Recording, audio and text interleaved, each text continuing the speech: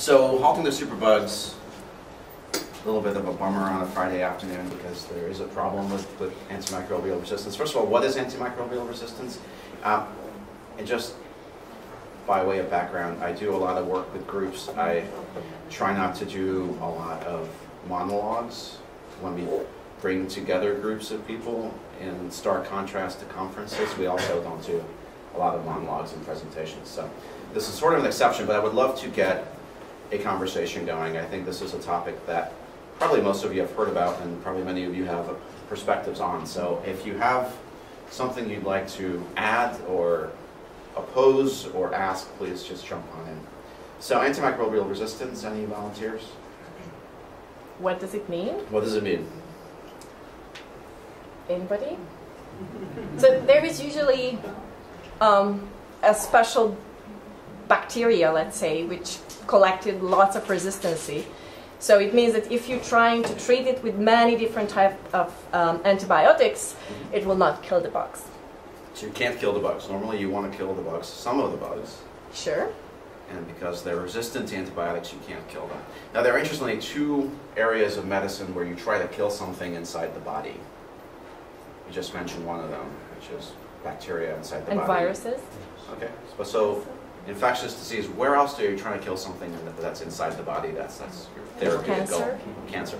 Interestingly, a lot of companies, pharmaceutical companies, have their anti-infective and cancer development units together for that reason. So a lot of people are very concerned that antibiotics are losing effectiveness, that whereas starting in the 1930s, infectious diseases were increasingly pushed to the side as causes of death and morbidity and healthcare costs.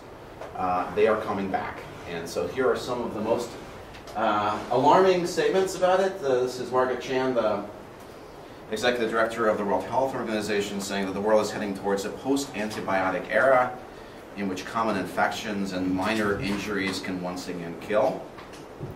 Putting some numbers to this, the European Centers for Disease Control says about 25,000 patients die a year in Europe from this. The American Center for Disease Control says something similar and cites billions of dollars in excess costs. And the review on antimicrobial resistance, which is a group that was initiated by the UK's Prime Minister, says that by 2050, maybe more than 10 million people will be killed by this, and up to $100 trillion of cost. $100 trillion is a little hard to get your mind around. But anyway, whether it's 25,000 or 10 million or however many, it seems to be a pretty big problem. And you can look at various maps that show resistance patterns over time, and what they show is that the countries are becoming redder, with redder being higher levels of resistance. Resistance only really means anything in the context of a type of bacterium being resistant to a type of antibiotic. So there are indicator bacteria that tend to become more and more resistant. So this shows different kinds of bacteria being resistant to different kinds of antibiotics.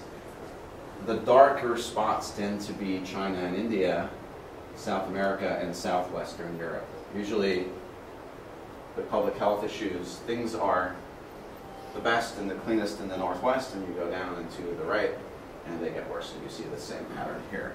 Yes, please. Do bacteria have any natural enemies? Each other, and viruses, and fungi. Well, you know, the problem is that in a lot of these countries, you can go walk into a pharmacy and get your antibiotics without a medical prescription, basically, under the table.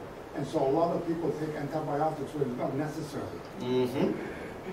And so jumping to the end here, one of the things that we're going to be dealing with in London is this issue of excess. But in countries that are the darkest on the map, there is also a question of access, because while for us it seems absolutely insane that you can walk into anywhere, your corner store, and buy antibiotics, in parts of the world where either there are not many doctors or people can't afford to go to the doctor, if you take that away, then yes, you'll have less resistance, but people who need the antibiotics won't get them. So it sounds crazy, but it's kind of difficult to balance. But what about the area of neutered bacteria? Neutered bacteria. Yeah, so that's been used elsewhere. Is that a Not familiar. Well, that is, you have organisms that are not dangerous to humans. Mm-hmm. And so they may populate their world and reduce the number of lethal bacteria. Yes, and I think that's a wonderful segue to the next slide, so thank you. So let me come right back to that. So what makes a bacterium resistant to an antibiotic? There are basically three mechanisms plus one. The first is, here comes the antibiotic, it enters the bacterium, it has a little pump, it pushes it right back out, no effect.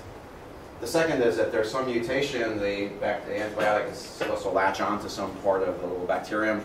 That part is now different, antibiotic doesn't do anything. The third is that the bacterium secretes some sort of enzyme that cuts up the antibiotic. And one of the techniques of overcoming that is packaging an antibiotic with something that disables that enzyme. So I think the little tank picture is apt. It's kind of like an arms race. There was a skit on Saturday Night Live that I'm always reminded of when this comes up, which is it's caller ID, and then you can buy caller ID block, so you can't, officially can't tell you, and then that person can buy caller ID block override, so even if you try to block it, right? So anyway, the bacterium tries to break up the antibiotic. We come back and we give it some enzyme disabler that doesn't allow it to break up the antibiotic, and I'm sure that the bacteria will evolve something. Those protease inhibitors? Protease inhibitors, I don't know. It's, beta-lactamase is one of the things. So beta-lactam is a class of antibiotics. Beta-lactamase is the enzyme that cuts them up, and beta-lactamase inhibitors are the things that disable that. So good bacteria, bad bacteria.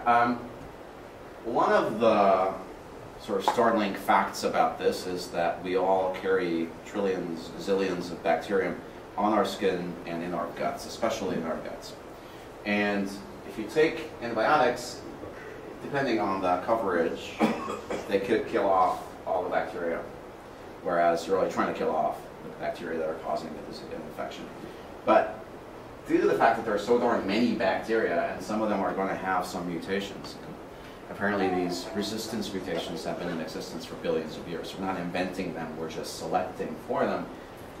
The antibiotic kills everything except the things that it can't kill. And since its competitors are now gone, those resistant bacteria are the ones that take over a larger portion of the space and the resources. Interestingly, one of the low-tech solutions to this is fecal transplants.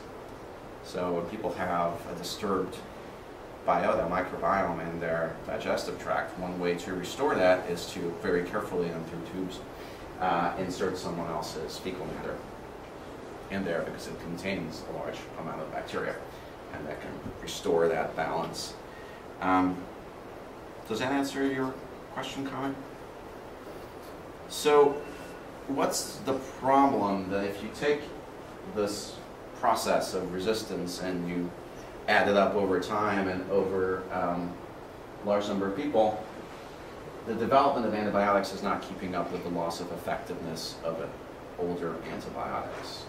And so there's an increasing gap between the loss of effectiveness of antibiotics and new ones.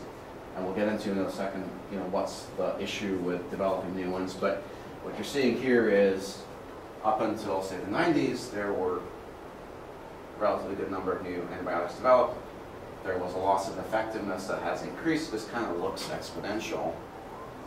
And yet the development of new antibiotics is not keeping pace. So that's opening up a bit of a problem. So what does that mean when people talk about the return to a pre-antibiotic era or the post-antibiotic era? We can look at what used to kill people in the 1900s and what killed people in 1997. So this is the relative distribution of causes of death. And the top three of these are bacterial infections. Diarrhea, sometimes bacterial, sometimes viral. So if Margaret Chan at the World Health Organization says we're going to go back to the pre-antibiotic era, what that suggests is we're going to get a lot more people dying from tuberculosis pneumonia and diarrhea.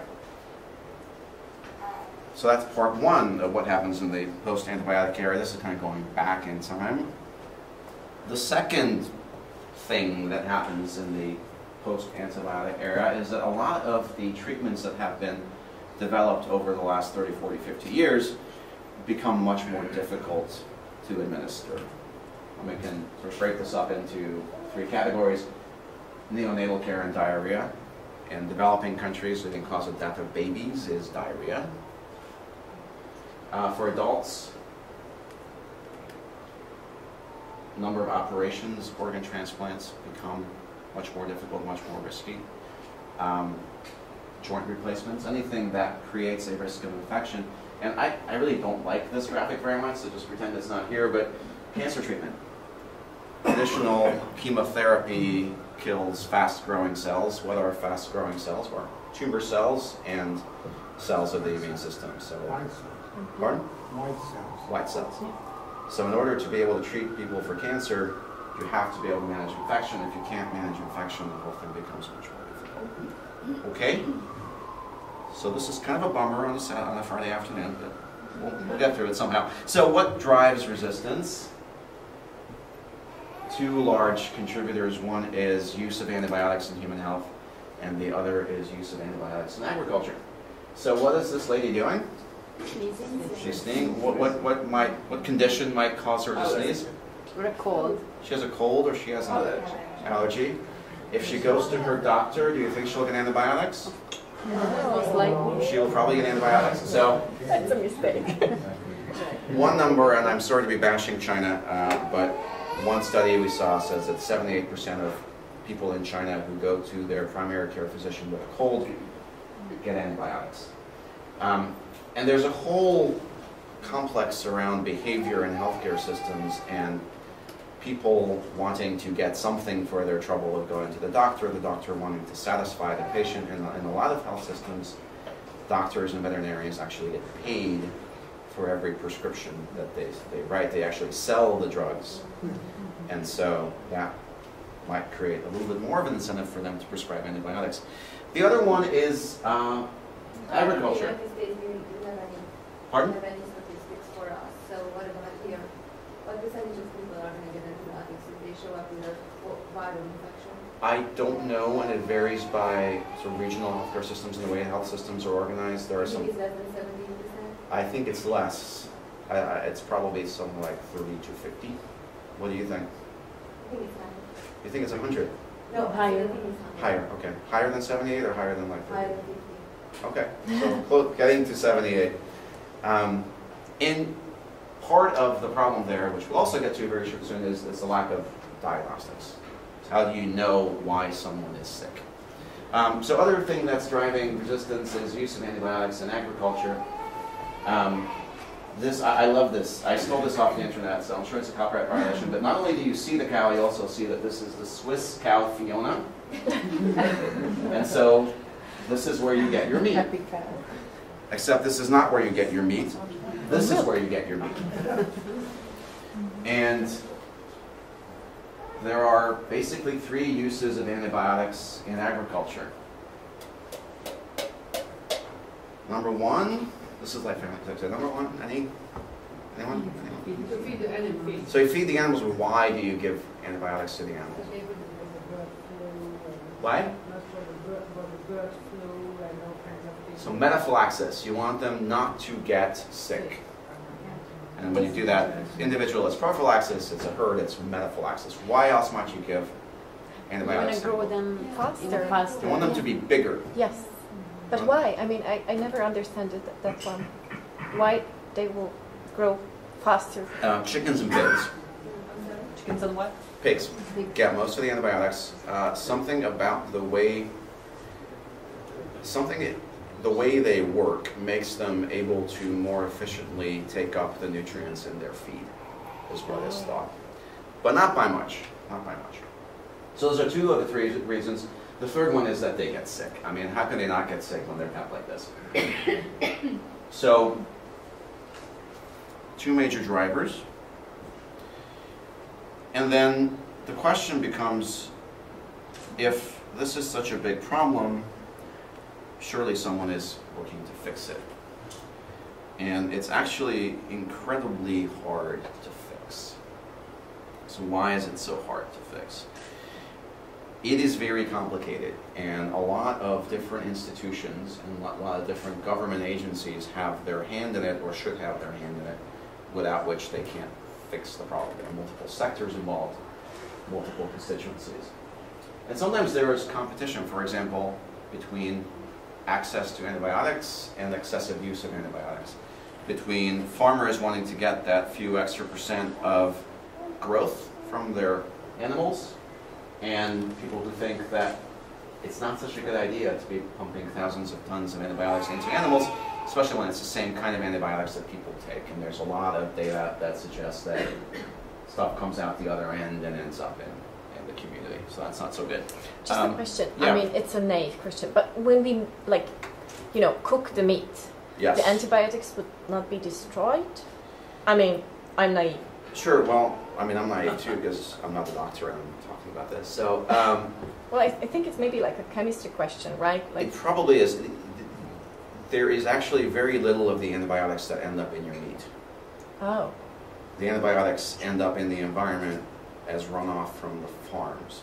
What may end up in the meat is resistant bacteria that were formed in the guts of the animals when they were given all this oh, antibiotics. They pooped.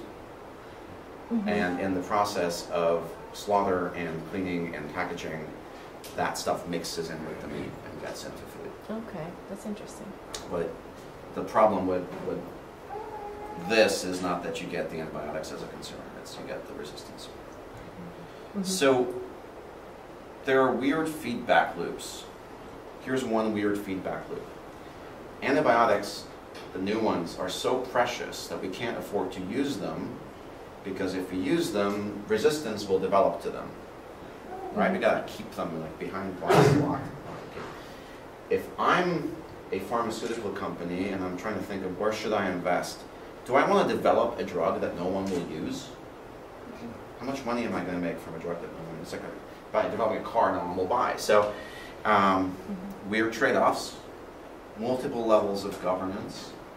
For example, the CDC, Centers for Disease Control, does a lot of tremendously good work trying to figure out what comes out the back of these animals, what happens in the environment, what happens in the food, tracing all these things, doing incredibly complex genetic sequencing and all that. The one thing they don't know is how much antibiotics goes into the system in the first place, because they don't have the authority to require that kind of reporting. So kind of trying to figure out, reverse engineer where it works. And there's barriers between institutions. One fine example of this is that we do a lot of work with the pharmaceutical industry. The pharmaceutical industry, in order to invest in new antibiotics, needs some sort of new business models to make it worth their while economically. But there's a good number of people who just think that the pharmaceutical industry is greedy and evil and is not particularly thrilled about giving them more money for anything. And so that goes around in a circle. So that's sort of the problem. And now we start moving into, well, what can we actually do about it? So exactly 1 year ago, I quit my job and founded Galen Atlantica with that guy. We worked together at a small boutique firm, and now we created an even smaller and even more boutique firm. And that was exactly 1 year ago that I quit, so this is a very good anniversary. And we work on a number of things, including new business models for antibiotics, how to get the world right to develop new diagnostics for bacterial infections and get them integrated into treatment, and some global action on AMR. So with your kind indulgence, we can kind of dip into each of those a little bit. Okay? So, antibiotics. Actually, let's just talk about antibiotics before we go into that. So if you want to develop a drug so that you will make a lot of money, what kind of drug do you want to develop? What do you want the drug to be for? Anti-aging. Anti-aging? Benzodiazepines. Okay, what's that? Atropine. Atropine. Painkillers. Painkillers. Thank you. That Okay. will make a lot of money. Antidepressants. What? Antidepressants? Antidepressants? So, Same thing. No, chronic diseases. chronic diseases. So why do you like chronic diseases? Because they go on forever. So you want a drug that keeps your patient alive, doesn't cure them, And they need to take it forever. and they take it forever. So one of the highest grossing drugs of all time was Lipitor, which Pfizer developed. And what did Lipitor do? Reduce cholesterol. So it addressed a risk factor that millions and millions of people had, and you have to keep taking it forever. So good drug. So what's the opposite of that? That you use for a very short period of time, and it's very expensive to make it. So it's a biologic then. And Antibiotics. Yeah. You use it for 10 days. So antibiotics, it's a terrible drug. Terrible drug. You use it for 10 days. I mean, you could be near death, you take the antibiotics, and 2 days later, you're completely fine, like nothing ever happened. And you don't even identify as a patient because it was so quick. And then you're fine, or you're dead. Either way, you're not really a good investment. So one of the reasons that getting companies to develop new antibiotics is so hard is that the model is just so bloody unfavorable. Another reason that it's so hard to get companies to develop antibiotics is because now they're so precious, as we talked about before, that there's a lot of pressure to keep them out of circulation for as long as possible. And so the size of the market, how many actually get used, is very unclear. There are two other kind of more esoteric reasons why it's really hard to get companies to develop antibiotics. One is that the way government institutions and private institutions assess the value of new drugs is by comparing them to existing drugs. And because resistance is not incredibly widespread yet, it's very hard to do a clinical trial only on people with resistant infections. And so it's hard to show that your new drug is categorically better than the old drug, even though for a lot of people the old drug won't work. There's one more, even more esoteric thing that we won't get into, which gets into how Medicare reimburses hospitals. The short answer on that is because most antibiotics are old, they're off patent, they're generic, they're incredibly cheap, and that cheapness is baked into a lump sum payment that a hospital gets. So you go to the hospital, you have something go wrong, the hospital doesn't bill Medicare for every single thing. You have a category of issue and they get a lump sum payment. It doesn't account for new antibiotics, and so the hospitals have to just bear the cost. So, long way of saying, it's kind of hard to get the industry to develop antibiotics. And this is one study that came out a couple of years ago. And the red, this is different kinds of infections. If you're really interested, they're all down here. Different kinds of infections. The red bar is the societal value of developing a drug for this infection. And some of these bars are pretty high.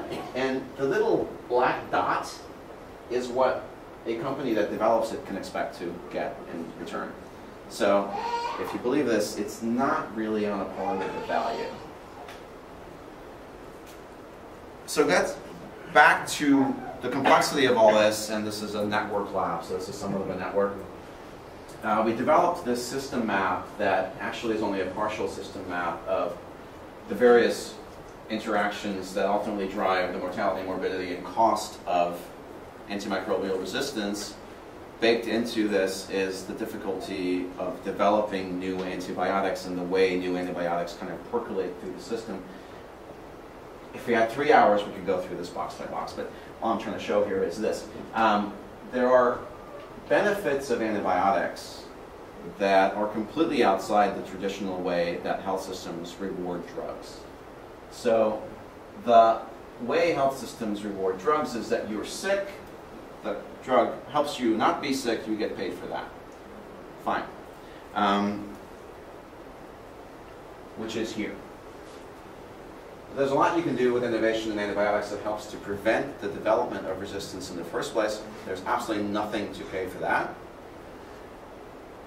If you remember the loss of all kinds of treatments for babies, for adults, for the elderly, antibiotics ensure that. There's absolutely nothing that compensates developers for that.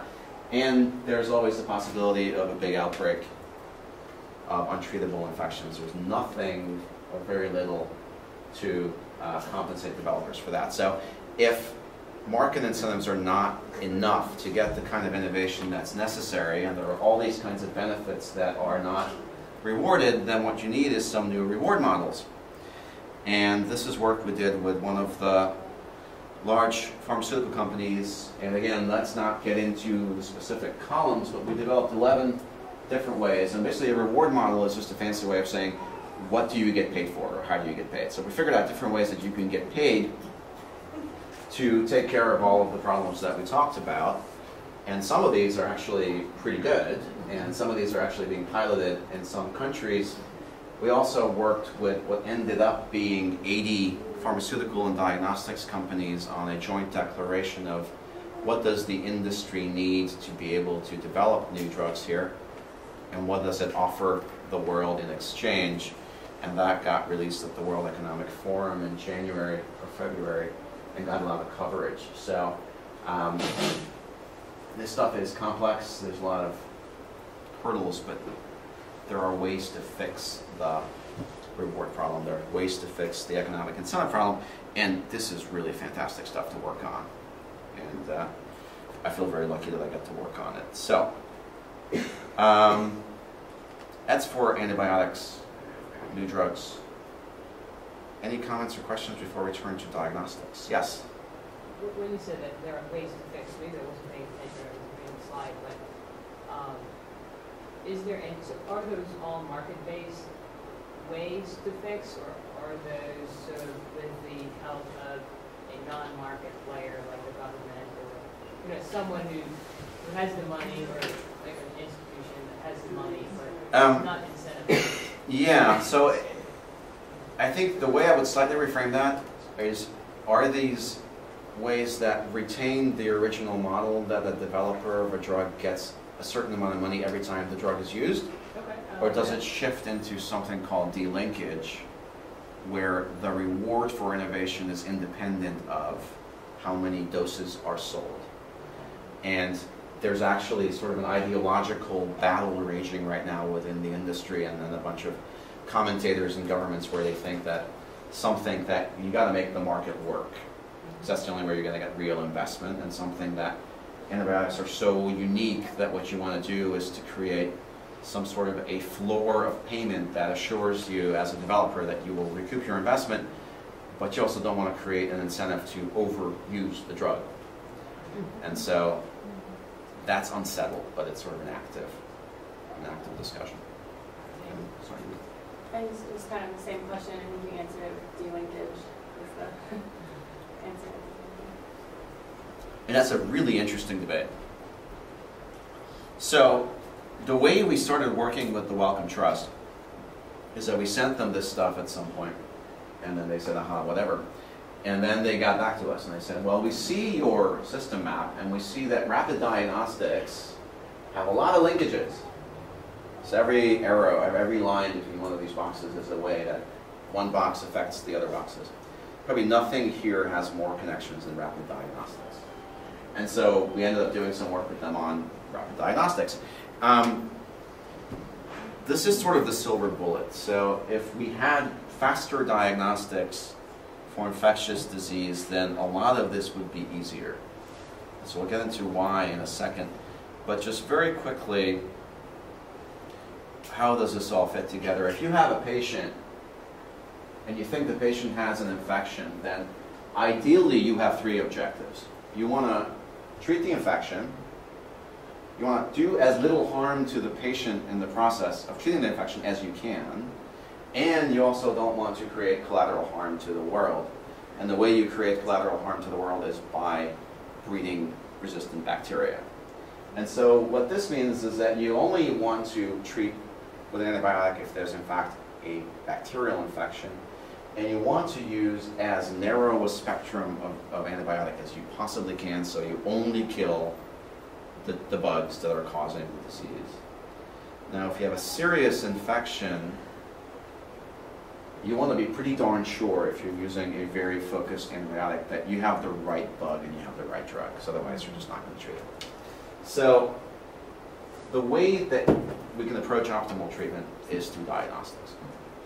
And we'll get into how. Does this make sense? Just sort of, this is conceptual and kind of out there. So The problem with diagnosing bacterial infections is that by the time you know what's causing the infection, the patient might be dead.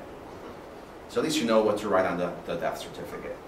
And the way that this is done, for the most part still, although there are so much better technologies that are starting to become available, is you take some samples, you culture the samples on a petri dish, you figure out which of the two major families of bacteria you're dealing with, and then you start to use different antibiotics in the dish, and you see which ones kill the bug, and then when you know that, that's what you give to the patient. The problem is the patient is either long gone or dead. A couple of other little things that float up here. There are newer technologies that can give you this answer in 4 hours. So what tends to happen, because you can't really wait, is so-called empiric treatment. The doctor thinks you have an infection. The doctor thinks that antibiotic X will help you with the infection. You get that antibiotic.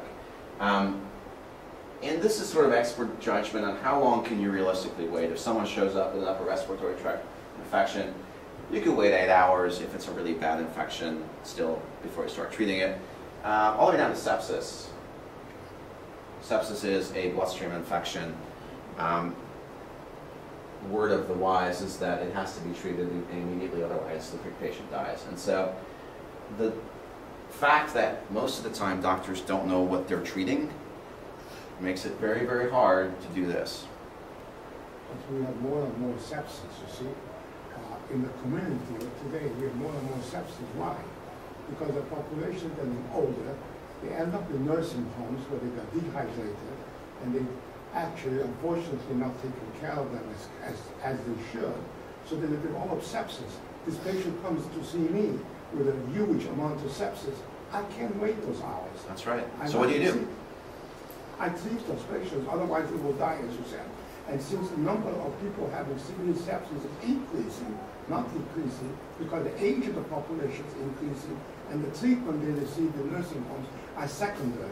So sepsis became a major issue in the United States today, just like myocardial infarction. We controlled myocardial infarction a few years ago. We haven't controlled sepsis yet, totally. And when you treat sepsis, do you find that it responds to drugs well, or are you finding more and more resistance? We have certain protocols, obviously, that we use, that we have to have. I mean, in the beginning, as you said, we don't have the bug culture now. Yeah. So we have to give a wide spectrum of antibiotics that will actually take care of the patient. And we have to use a certain amount of, how should I say, intuitive work to figure out what kind of sepsis this patient may have. Yeah. Is it intra-abdominal? It is a sepsis of the urinary tract. Is a pneumonia sepsis, or see a meningitis. I mean, those things at the beginning are not very easy solutions. Yeah. You know, the bacteriogram, as you said, by the time it comes, the patient is dead. So it's a big issue. When you start treating the patient empirically, the more severe the symptoms and the more organs are involved, the broader you go. Yeah. And then you basically narrow it down if you need to. And you get the results before the antibiotic treatment is done, or the patient doesn't respond. So almost kind of creating resistance is absolutely kind of a, can we say, it's kind of a rule of medicine, and this is what we are going, just we have to calculate it in the development of antibiotics, because we know each antibiotic is going to have its run, as you just showed it to us. So. Well, it's even weirder than that, and this was after 5 years or so of working on this. I kind of had my slap your forehead moment, because here's what happens. There is surveillance. So there are samples taken of infections and bacteria and susceptibility. And so that's analyzed, and healthcare providers get, sort of from the CDC or the Department of Health, you know what the resistant patterns are. And usually if resistance to a commonly used antibiotic reaches 15%, give or take, you switch. Now, when you switch, you're using a maybe higher power antibiotic on a population, 85% of which doesn't need it. And now you're starting to wear that one out. So, further need to get a better handle on what it is you're trying to treat. Okay, so these things are going to float up. And again, this, I think we've covered this, but this is kind of a ready, fire, aim approach. You got your patient, you start treating, you got your diagnosis, and then you either revise treatment or you figure, well, the patient's getting better, so let's not mess with it. And what you want to do is you want to know what you're treating when, let's skip this. So where we ended up is that, and this goes back to this idea of lack of a common language. There has been a lot written and said about, oh my gosh, we need rapid diagnostics, and usually they have to be cheap and fast and accurate. And then the diagnostics industry says, well, do we have to say that they have to be cheap? Can they just be fast and accurate? But exactly what are they supposed to do? Because it's not like in Star Trek we have the tricorder and that does everything. So what we tried to do in this workshop last summer is to figure out, well, what exactly do we want the diagnostics to be able to do? And it's really 4 things. One is to avoid unnecessary treatment. You know, a lady sneezes, she doesn't have a bacterial infection. Maybe if you show her something that it's actually viral, no antibiotics. Diagnostics to select the treatment. We were just talking about that. There are stories that physicians tell of people who seem to be healthy. They seem to have a little bit of infection and then they're dead. And so ways to figure out who those people are, so you can filter that out would be good. Finally, and this is different but very important, when you try to develop new antibiotics that are active against resistant bacteria, it is wicked hard to find the right patients to enroll. And time is money, and so you want to be able to quickly find the right patients to enroll. And there's sort of a distinctive use for diagnostics to figure out which patients to enroll in clinical trials. This is sort of useful, but we also recognize that most of this is not rewarded. So we're back to this idea of how do you incentivize the development of innovation. And so we're on the cusp of starting to work with some of the biggest diagnostics manufacturers to do some work on the reward model and how to value and get reward for their work. So that's that. So we're basically done with diagnostics unless you have any questions or comments. One more. Yeah, Adam. So you think diagnostics will reduce the amount of antibiotics used, or is it going to just give a better selection of antibiotics? Both. Both. Both. It's actually an interesting thing. One of the players that we're working with in this next thing that we're doing is Medicine Sans Frontières, Doctors Without Borders. The whitest of white hats. I mean, if there are good people on Earth, these are the good people on Earth, and you want them on your side, believe me. And interestingly, they've thought a lot about diagnostics for infections. Because what they say is the kinds of environments they operate in, if someone, you know, navigates sniper fire to come to their clinic, you don't want to send them home and tell them to come back the next day to navigate sniper fire to come back to their clinic. And so the first thing they want is for their hospitals not to get bombed. The second thing that they want is diagnostics that they can tell when someone shows up with a fever what is causing that fever. And ironically, there are now available diagnostics for malaria. So now people are being treated less for malaria when they don't have it. But the unfortunate side effect of all this is that, okay, if you don't have malaria, then we'll just give you antibiotics, even though they might not need them. So, next thing, and then I guess we're done.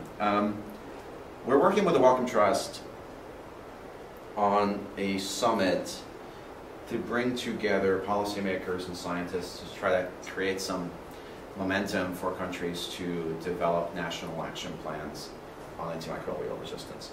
This is an area where it's said that there are a lot of action plans and not a lot of action. So the World Health Organization gets together and the World Health Assembly every year and issues a declaration that, gosh, you guys got to really start doing something about this, and then nothing really happens. Last year, they issued quite a detailed template for the action plans that countries need to put in place by 2017, and there's some sense that that's not going as quickly or as well as possible. And so we're doing this thing with the Wellcome Trust, which is an absolutely fantastic organization to work with, bringing together policymakers and scientists and players like Doctors Without Borders, who have really good insight and are unimpeachable, to try to figure out what are those policy interventions that really are either incredibly well supported by science or are so obvious that you should do them. And then what are those policy interventions where some additional scientific insight would be really helpful? And what is it that we just simply cannot agree on? And the last thing I would just want to touch on is, when you get this sort of a global community together on this issue, there are some very interesting tensions and trade-offs. And the first one is what you mentioned earlier, which is, on the one hand, it's crazy that you can walk into the corner store in India and buy some of the most powerful antibiotics. On the other hand, it would be crazy if you couldn't buy them in India because there's no doctor within 200 miles and you're just going to die without them. This is about countries want meat. As standards of living rise, people want to switch from grains to meat in their diet, and pumping the animals full of antibiotics is a cheap way to have really sloppy ways of raising animals and get a little bit more meat out of them. On the other hand, there are people crying bloody murder that it's insane to be dumping thousands of tons of antibiotics into what are basically bioreactors producing resistant bacteria. This is interesting, and I think we'll have to edit this out. Climate change, you need global coordination. On the other hand, health systems and healthcare is a very local thing, and conditions are quite different from one place to another. And then finally, this is where we're going to spend a lot of time in this summit is, scientists are in the business of researching, and so you'll rarely find a scientist who says, well, we know everything we ever want to know about this subject, and let's stop researching it. On the other hand, policymakers have to eventually take action. And so how do we balance the lack of complete knowledge about certain aspects of this issue with the need to actually do something about it? So I want to leave you with one more thing, which I think is kind of cool and gives some hope of kind of cool solutions. Let's see if this works. We're going to roll out.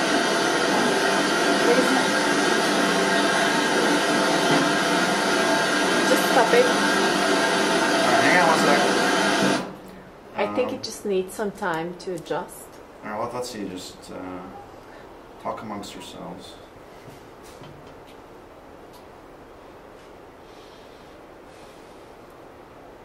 Maybe.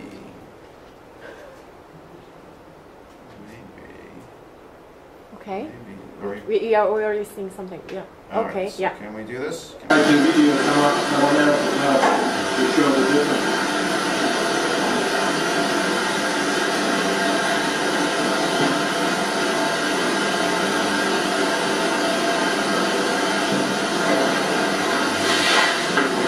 guy is fast. Let's see the next guy.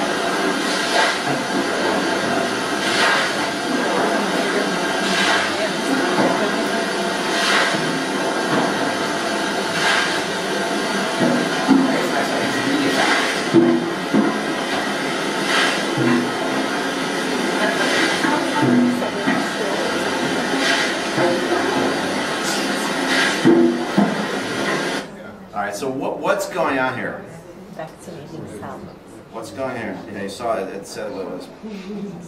Let's see if I can make this go away. This is people in Norway vaccinating salmon, farm-raised salmon.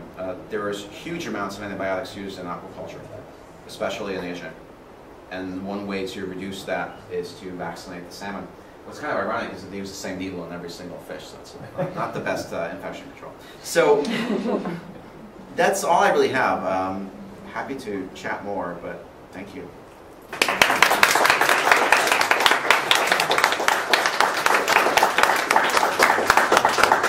Thank you so much, Nicholas. More questions?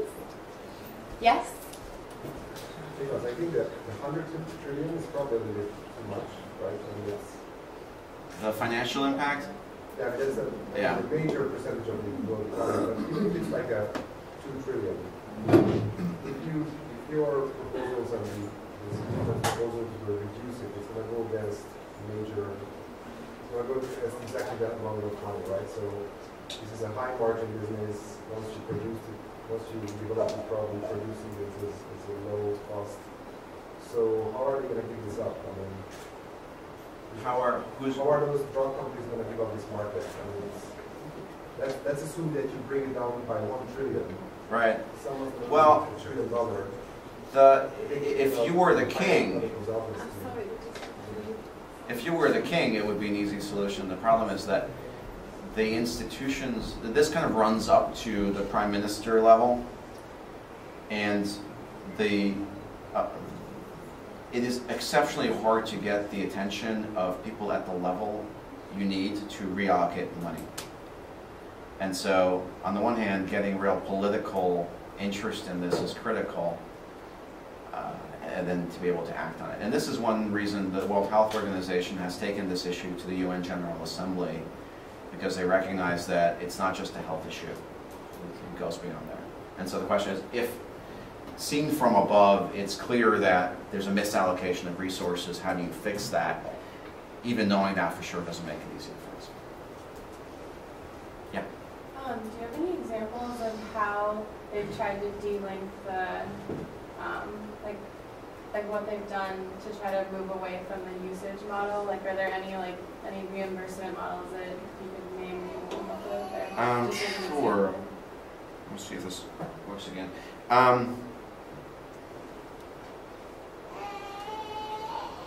Just bear with me for 1 sec.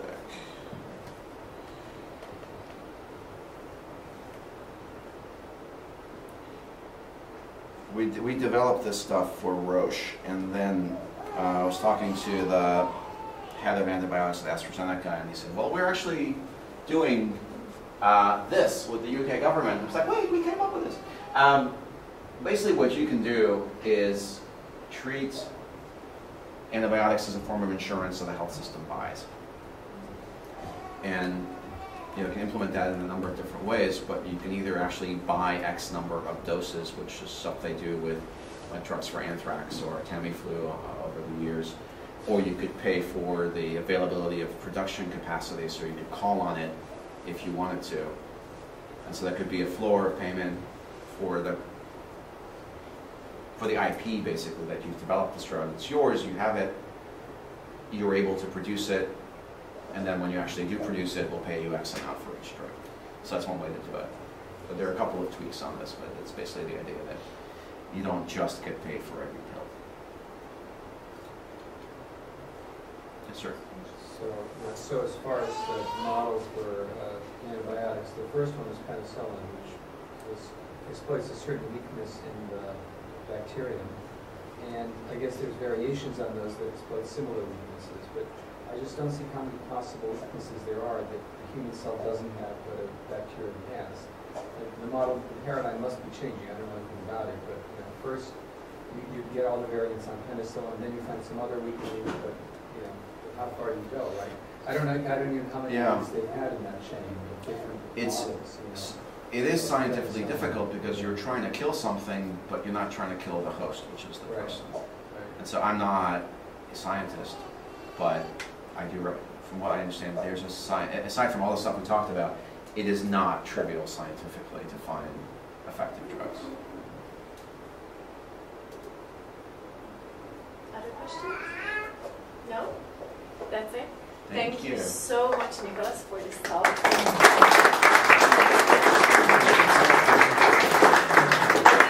I just really would like to quickly acknowledge the small group behind this event. First of all, Professor Albert László Borovási, who provides us this beautiful place. And actually, he was just here in the beginning of this event, but later he needed to go and fly back to Hungary. And also, I would like to thank my helpers, Pisti Kovács, who will upload the video from this event, hopefully soon, to the YouTube channel. So at the end, maybe like 2 or 3 days later, you will get an email from us, and you will get the updated link. And also, we will send you some pictures, because we have our official photographer here with us, Ruzsina Botos, so she's taking some pictures. And if you want to have some pictures, for example, with somebody, I think just you need to ask her, and she will be happy and take some pictures for you as well. And I would like to thank also Rika, oh my gosh, Jonka, Adam, Fruzsina. They were helping us to make the sandwiches in the morning. So thank you so much. And that's it. Next time we will have our next science club at the end of April, 29th of April. Our speaker is here. Péter Csikvári, who will speak about mathematics, prime numbers and their secrets. It will be in Hungarian. And the following presentation will be by, the speaker will be Marcel Weiner, and he will speak about network in medicine. This will be also in Hungarian in the middle of May.